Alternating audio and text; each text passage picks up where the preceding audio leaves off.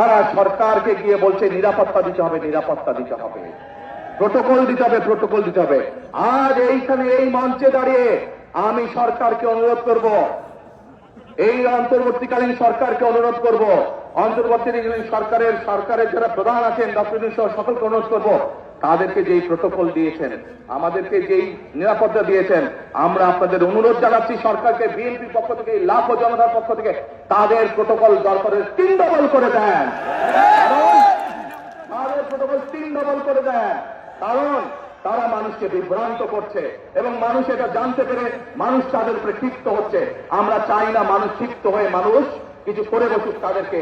সেই জন্য সরকারের কাছে অনুরোধ থাকবে তাদের প্রোটোকল 3 গুণ বাড়িয়ে দেন, যা বিএনপিকে দেন 3 গুণ বাড়িয়ে দেন তাদের প্রোটোকল। প্রিয় ভাই বোনেরা,